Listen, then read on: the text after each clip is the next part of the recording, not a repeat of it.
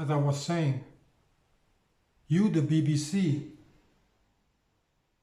reported everything in detail as to how Iraq was the bogeyman of the Middle East who had invaded Kuwait.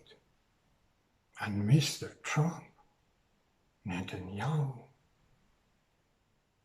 Chancellor Merkel, Mr. Macron, you all rallied behind the American administration then.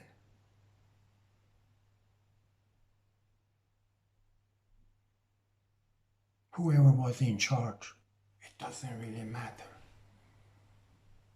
The Western world backed up the Americans to invade Kuwait, who, by the way, has tons and tons of, let's call it black gold, to liberate them. You moved heaven and hell. Your predecessors, Mr. Johnson, Boris Johnson, Right Honorable Boris Johnson, a true English gentleman of the realm. And now, because Armenia, Artsakh doesn't have any black gold or any precious commodities that could be looted,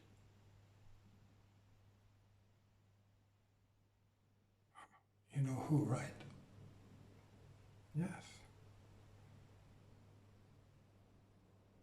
The American government. We have nothing to be taken. So you are not helping us because we got nothing for you to conquer and take. Right? I mean, honestly, I do not mean any disrespect. I'm just telling you the way it is, the way it has been perceived by the decent people and the intelligent people of this world and America. You invaded Kuwait to liberate because they had something you could take for your government, for the 1%, whoever that benefited from that. The weapons industry, whatnot.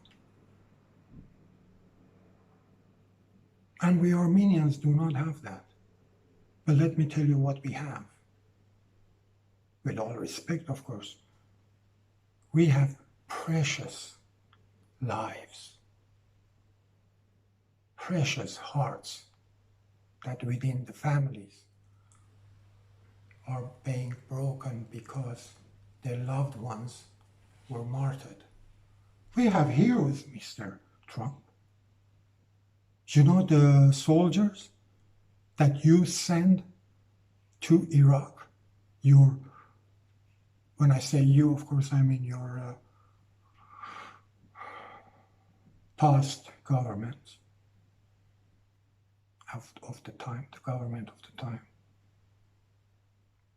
Troops went in, died in the name of a pseudo-war, mass destruction, weapons that in those days your intelligence agencies apparently had reported to your government.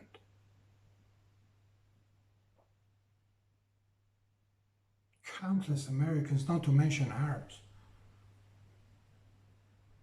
died. And you sacrificed that because of the black gold in there. Everybody knows that. I mean, come on. Please. Man to man, face to face, eye to eye. Yet we have nothing. So you're not doing anything. You're not saying anything. This is why Armenians have wised up. And I am sure, I can only speak for myself, of course, but I'm sure they know what you've done. And they will not vote for you. But if you get to the office, the Oval Office again, we will carry on fighting and telling the world what you've been doing and to the American people. There is no end to our peaceful process. Do you understand what I'm getting at? With all due respect, there is no end to our peaceful process of peaceful protesting.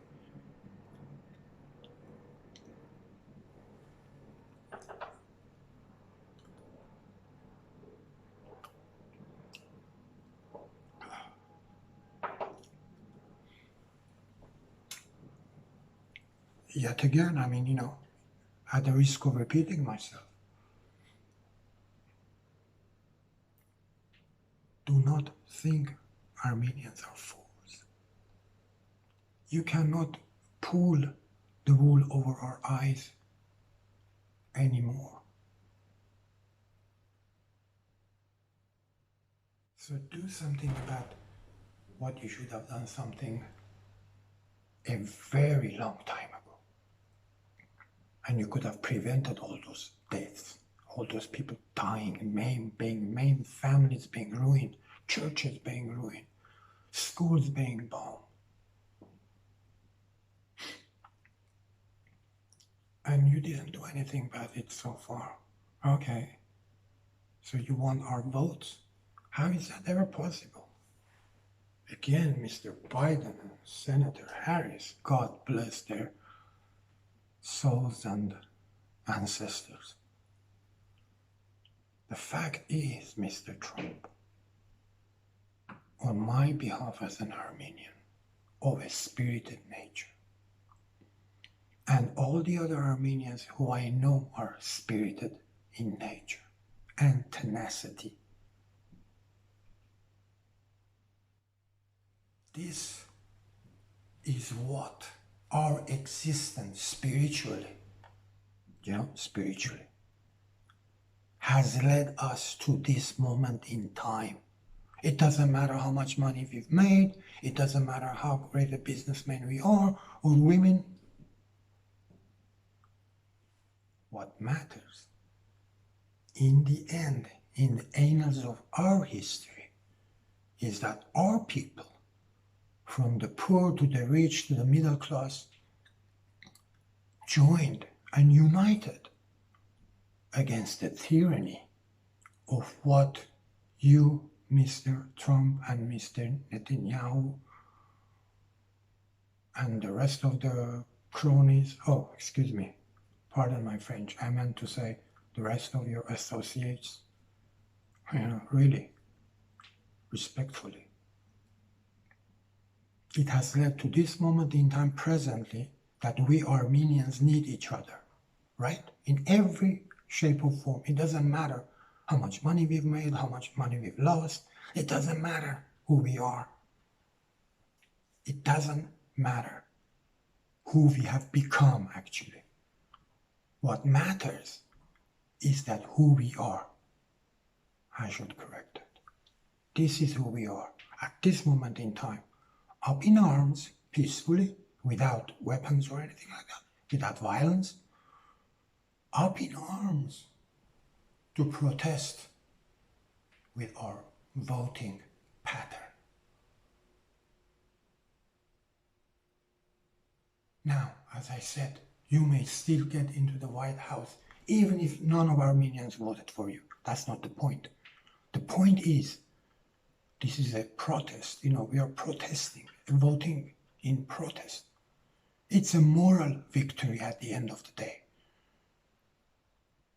But believe you me, it is a victory for justice, for our spirit, for the spirits of real Americans who have a heart, who will identify with us, who will unite with our voice to complain about what you're doing, Mr. Netanyahu, Mr. Trump, Pence, the lot.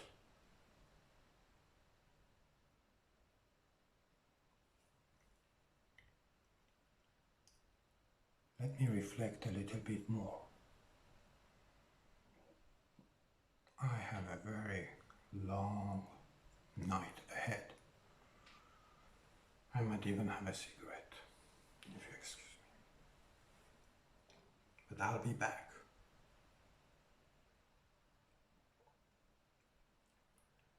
I'll be back, Mr. Netanyahu and Trump. Not with vengeance, not with malice, but the love that I feel for my people. I'll be back with our heart and spirit. I cannot stress this enough.